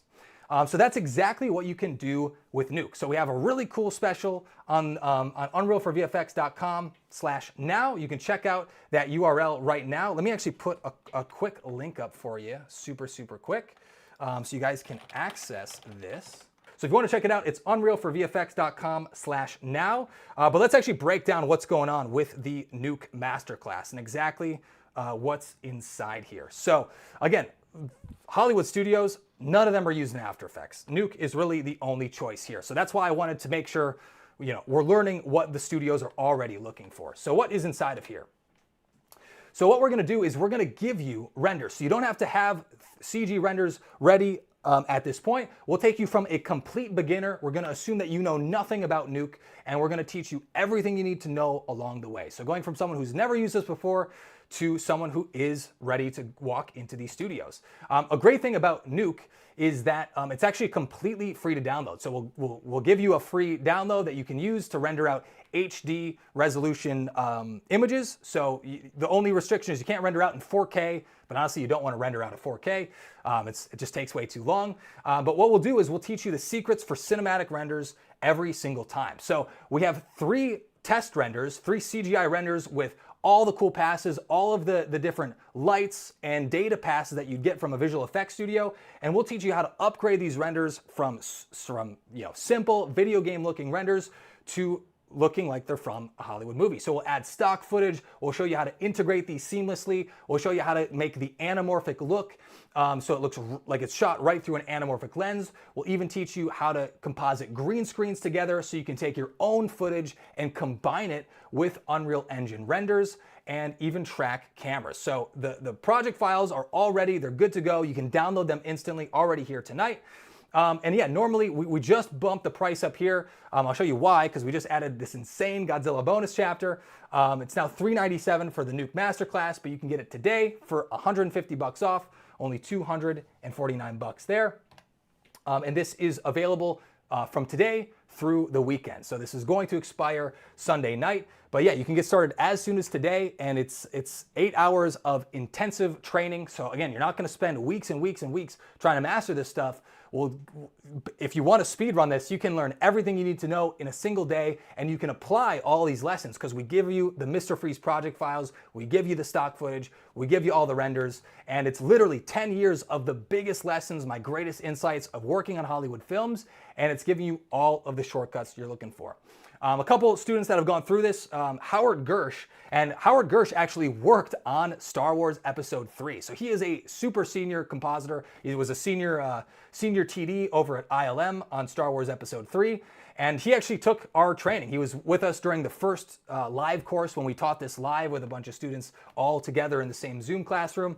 And yeah, he said he used Nuke in production, but his shots would have truly benefited from all the cool nuggets he learned inside this masterclass. So even as someone who is a veteran in the industry, I've been a student of the game. I think I've learned a lot of cool tricks and the latest and greatest techniques to improve renders faster than ever. So this was a great sign that I was able to teach someone who's done this again and again some new tricks to improve his shots. But we've also worked with complete beginners. So folks like Jean Denis, he came in knowing nothing about compositing, just the basics of Unreal, and it was packed with insights, and he was able to get up and running in just a single day. And yeah, we have some really cool bonuses. So there is the training. There's basically 8 hours of video that you can jump into right away as soon as tonight and get in there, get in the training. But we also have project files and some really cool bonus templates and presets that will speed up your work even faster. One of my favorites that I've ever put out is the one-click compositing template. And this is my exact compositing formula, my super secret recipe that I use on my own freelance project and on all of my work. to help it stand out. It's basically all of the Hollywood level lens effects, all of the imperfections and lens flares that get added into every single shot to instantly transform your shots from CGI, looking like it's coming out of a PS3 game, to looking like it's coming from a real photographic camera lens. So these are all the techniques that I would normally be applying on my professional work at a visual effects studio, but instead you can have instant access to this. You can literally download this tonight, slap it on your renders, and help your work stand out, because it's going to give it that extra shine and that more photographic look that visual effects studios are looking for. So even if you're a CGI generalist and you want to get hired as an environment artist or an effects artist, this is still a great one-click solution, and there's some really easy drag and drop sliders so you can fine-tune all the details and really make your shots pop, adding in chromatic aberration, diffusion, glow, vignetting, lens distortion, all of the photographic effects that you need to add every single time. It's all combined into a simple, easy-to-use template that you can access here. So obviously we could try to bundle all this stuff up, go crazy, and every single object is some crazy expensive product, and I don't really want to do that. I kind of want to pack all of the greatest insights into something that's super easy to get started with and solves all your problems. I've gone through almost all the courses out there for Unreal and for Nuke. That's how I learned. I was self-taught. I went through all the training out there, and there were so many times where you learn, half of the pipeline, but you don't know how the second half works, or you learn, you're not learning from the folks who've actually done it on Hollywood films. So I wanted to try to solve all these problems for you all in one place, so it's super easy to hop in and make your work look visual effects studio ready.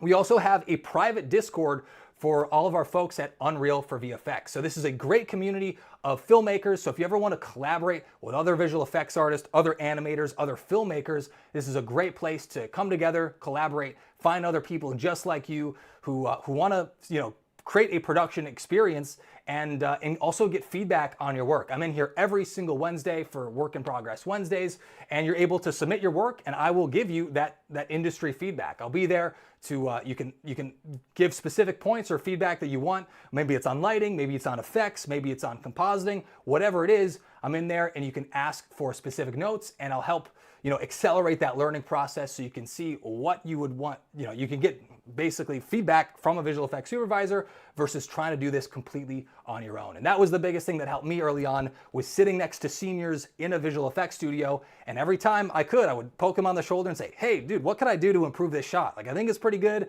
but I'm not sure what to do next. And that's where it's great to have folks there, whether it's me or other great industry mentors that are in the Discord. We have lots of folks like Howard Gersh. I think I saw Mitch Sturkenboom here in the chat earlier, who's over at the third floor and was over at MPC earlier. So lots of folks that are in the industry trying to level up their game and want to help the other folks out there get to the same exact spot. So you can get feedback from industry pros. Again, we could throw some crazy price tag on that. There's a lot of paid communities out there. That's how most people are doing it. You have to pay every single month just to get feedback, but it's included completely for free when you sign up for the Nuke Masterclass at unrealforvfx.com/now. So that's that link at the top of the chat there. And lastly, this is what I'm most excited about because it's brand new to the program, is that we just took some of the renders and project files from my Godzilla in Unreal 5 project, and I'm literally giving them all away along with a new bonus chapter teaching you the Hollywood visual effects framework, the repeatable process to add stock footage, lens effects, and all of the bells and whistles that go into your favorite movies. I'll teach you exactly how to do it, and you'll get these exact renders so you can work on Godzilla at home. You don't need to make all this CG yourself.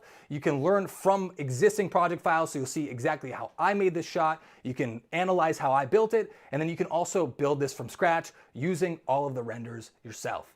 And that is included completely for free as a bonus if you sign up. So if you're a past member of the Nuke Masterclass, then hey, you just got this for free for whatever price you got in at. But for you folks now, you can get it for the lowest price ever, which is not $2,000, which it is probably worth with all the renders and all the time and all of the resources. Like, we had to get animators and lighters and all these people to create these renders in the first place. You don't have to do any of that. You can just press download and get started with these Godzilla chapters and these Mr. Freeze project files with stock footage, with these templates, all this stuff, and just jump into the fun part of compositing and learning what the visual effects studios are looking for. So again, that's at unrealforvfx.com/now. You can see the link at the very top of the page or in the chat right there.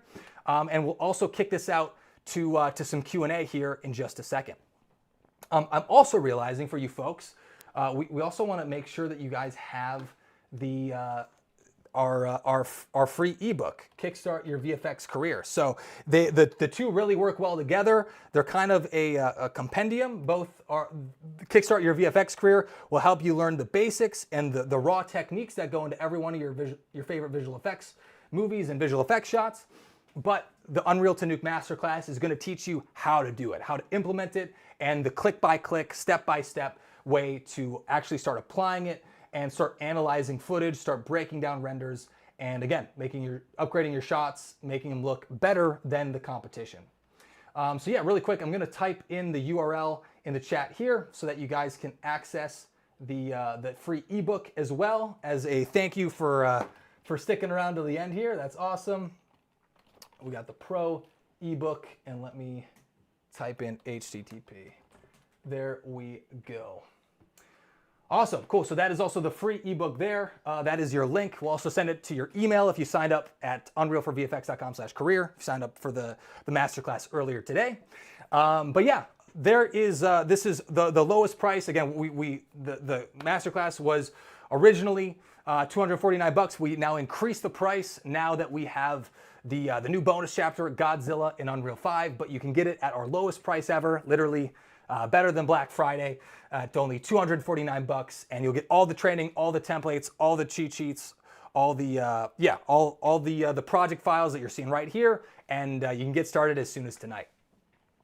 So yeah, you'll get all the secrets to cinematic renders every single time, and literally these are the exact same steps to stand out and help land your dream job.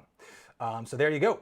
And also, if you want, we also have the Unreal Fundamentals is also on sale over this weekend for just $297, literally $300 off, 50% off its normal price. Again, better than Black Friday. Trying to make it a bit exciting, doing it before you guys are expecting it. And again, we're probably not going to run our Black Friday sales this low. So if you want to get in, get started, and learn the techniques that visual effects and virtual production studios are looking for, now is the very best time to do it. Now that we're getting close to holiday season, here's a little thank you for sticking around to the end.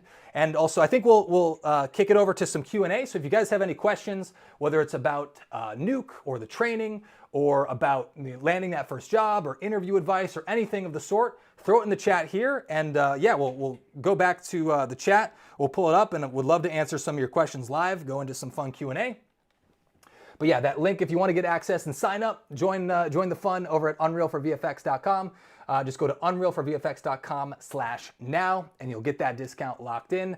And you'll also get access to all future updates. So if you can't tell, we are updating these courses constantly. We added in the Godzilla bonus chapter. We're already 3 bonus chapters into Unreal Fundamentals. So the guys that signed up at the very beginning, they got 3 bonus chapters starting from the original course material, and we're constantly updating it with each new version of Unreal and every update with Nuke. There's not as many with Nuke, but anytime there's an update, we'll add it to the course, and you're locked in for all future lifetime updates. And if we add new project files, we add new chapters, you'll get instant access to all of those.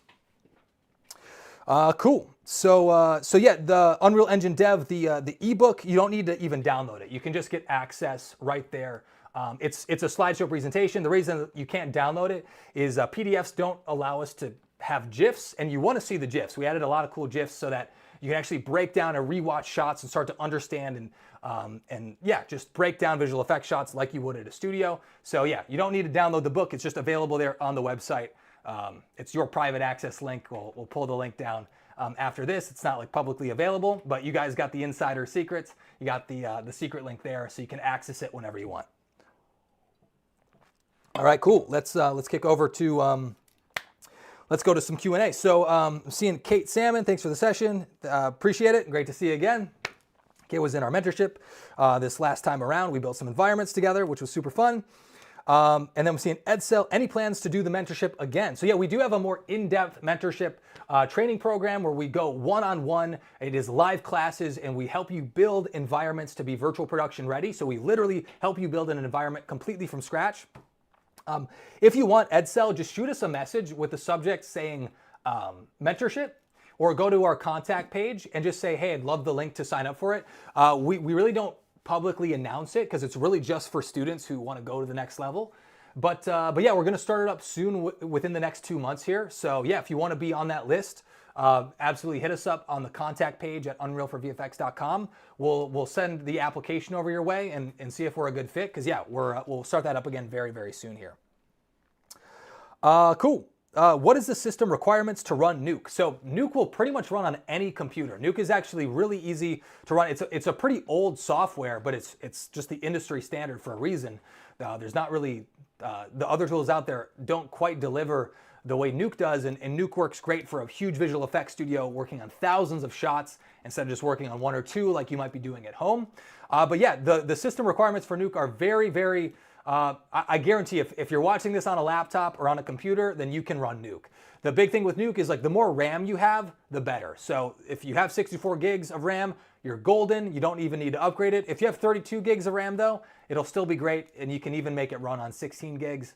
Yeah, Nuke is pretty easy to run on any single system. It works on Mac, it works on Windows, it works on Linux, it works on every software. And if you sign up for the Masterclass there, let's actually go back here. Whoops, that's the wrong thing. We'll go here. We'll actually give you a free download for Nuke within the first lesson of within the first lesson of the Nuke Masterclass teaches you exactly how to download Nuke completely for free with an indefinite license so you can use it free forever on your own personal projects. So we'll give you that link and we walk through it step by step so you can get started right away. You don't need the pro version to get started. The version we'll show you how to download has all the features that you're going to need, and it's compatible with all the project files and all the stock footage that we package up together with that there.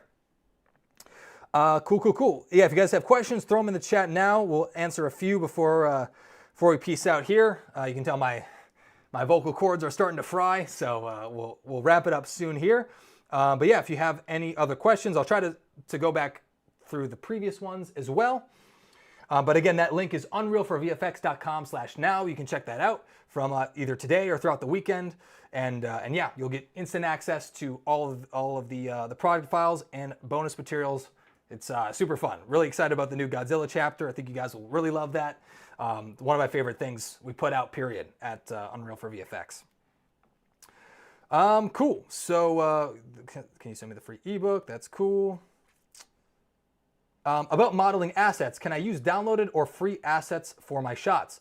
You absolutely can. You do not need to model every single asset. In fact, most environment artists are not modeling every single asset that you see. It's great if you can. It's another skill that you can add to your arsenal, but it's not the only requirement. Assembling and set dressing environments is probably the most important thing for an environment artist, and then you can learn the additional skills like maybe it's modeling, big buildings, or maybe it's modeling foliage with speed tree. You can kind of pick and choose what you want to differentiate yourself with. But yeah, there's lots of different ways you can do it. And every new skill you have, it's obviously going to help your chances and help you get hired the more you know, but it's not a requirement, not at all there. Should we aim for freelance jobs inside the industry, or is it possible to achieve a visual effects long-term position rather than a contract per project or working on a few shots? From maybe Monica. Good question. So yeah, you can go either way. The things that we covered today is going to be most useful when applying at visual effects studios. And visual effects studios, they still are project to project. But yeah, we'll go back here. So visual effects studios, they're still going to be project to project, but typically you'll get longer term contracts. So it might be 6 months long or a year long. Sometimes you can get staff positions, but it totally depends on the studio. The safest bet long term is to try to get 6 to a year long contracts and then just stand out from the crowd at studios. So you don't want to just land that first job and then rest on your laurels. You want to keep improving and doing the same thing, proving that you can solve problems for other people. And like we talked about earlier, The bigger problems you can solve, the more you'll get paid. Like, that really is the simplest way to look at it. If you can solve more shots in less time or more complex shots in the same amount of time, the more they'll want to keep working with you, and the more they'll be like, hey, this dude is, or dude or gal they're really pulling their weight, and they'll want to keep working with you again and again and again. And so that's kind of been my route through visual effects studios, is to show up, and hopefully my goal personally was always to be the fastest person on the team. That was the thing I always wanted to do to differentiate myself ahead of the existing crew. I'm a pretty competitive dude, so that was my approach to do it. But yeah, there's many different ways you can do it. That was just my way to do the best, and to try to get hired again and again, and not just one time. Cool. So Matt, where can I find your ebook? Just scroll up in the chat. It's at unrealforvfx.com/pro-ebook. That's where you can get access to our ebook. Best color space to film your own work, to do your own green screen keying work. Great question. So yeah, the way we teach in the Nuke Masterclass is you want to composite everything in ACES. ACES is pretty much the industry standard, and it has very nice highlights, and in the way that colors roll off, or they get more desaturated the brighter they get. It just looks very much like a camera lens. So the way I teach and the way I composite my own shots is doing it in ACES, and we'll teach you in this masterclass how to convert your shots from, going from Unreal renders to converting them to ACES before you start compositing, and that way your shots look even more photorealistic as you're going through. Cool. So you're an independent filmmaker. Is this course going to be worth it for you?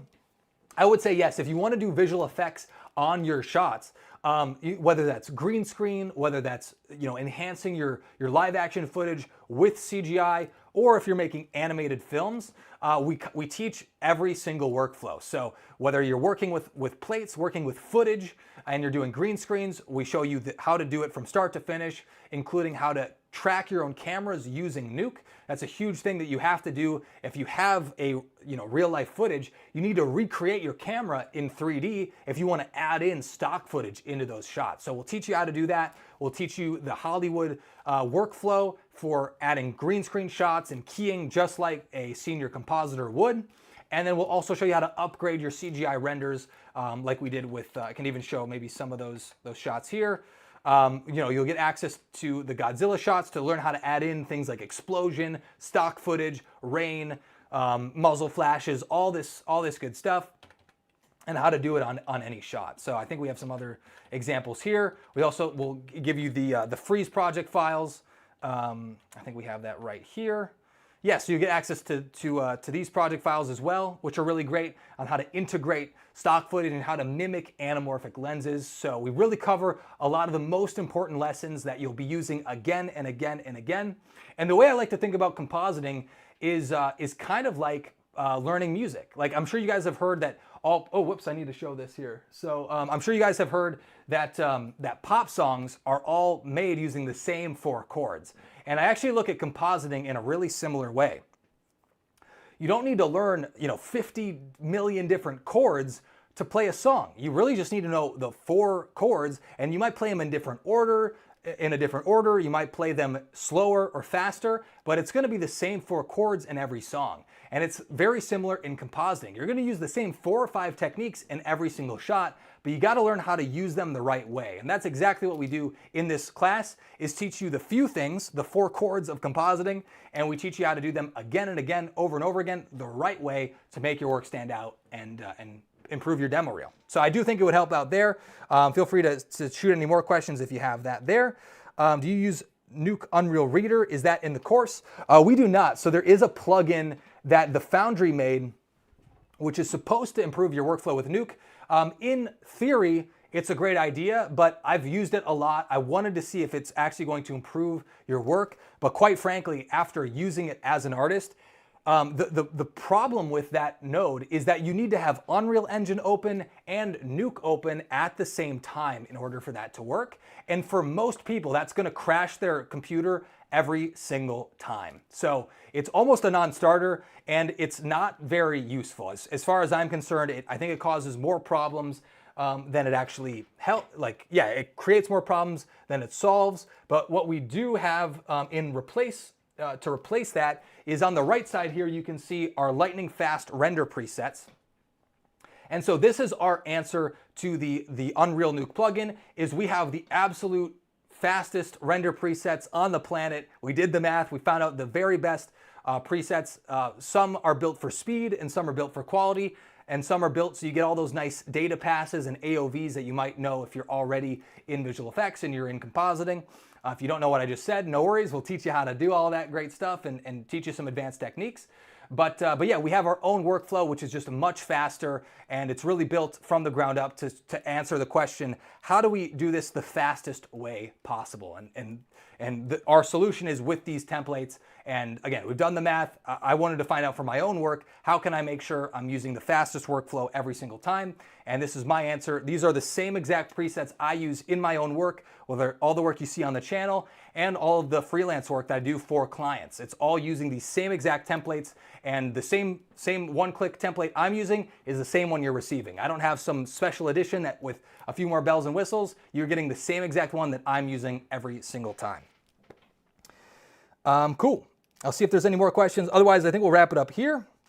Where can I learn more about blueprints? That's a great question, Woodlander. So yeah, if you go to unrealforvfx.com/fundamentals, one of our awesome bonuses that come along with Unreal Fundamentals is we have a separate chapter and a separate ebook. It's a 60-page PDF ebook called Blueprints for Beginners. And we actually teach you how to make filmmaker-friendly blueprints faster than ever. So I think blueprints are such a deep rabbit hole, and it's a lot to learn, but most people don't really connect all the dots for filmmaking. So our answer to that is also to say, hey, let's figure out how to use blueprints for films, not how to use them for games. So we teach you how to make a bunch of cool filmmaker tools like cloud cards, things to add atmosphere and depth into your shots, and how to use them as creative tools instead of these technical tools that can be hard to understand. So that would be the best spot to learn that, unrealforvfx.com/fundamentals. Again, that's you can get started on that for just 99 bucks.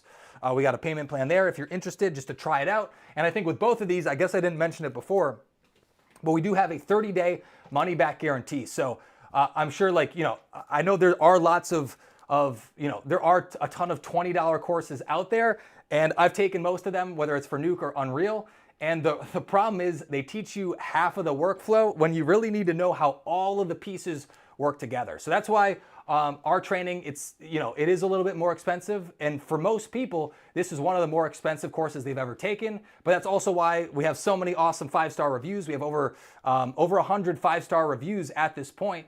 And it's because we teach you everything you need to know. We don't skimp out on any of the lessons. We teach the entire workflow that's fully complete, so you can create your own shots. And again, you're not just copying tutorials. You can actually create your own work with all the lessons that you learn here. So whether that's with Unreal or with our Nuke Masterclass, both of those come with a 30-day money-back guarantee. So you don't have to take any risks. Hey, if it's not perfect, if it doesn't absolutely blow your shoes and socks off, then you can get a full money-back guarantee, no questions asked. You can just email us, and yeah, it's no risk. For me, I just want to make sure that if you're interested, if you want to take that next step, that it's available to you, it's easy, it's risk-free, and that at least you can see what's on the inside, that you don't have to worry or wonder what's going on. You can get started, you can download the project files, and if for any reason in those first 30 days it wasn't awesome or really changing the entire trajectory of your visual effects career, which I really think it will,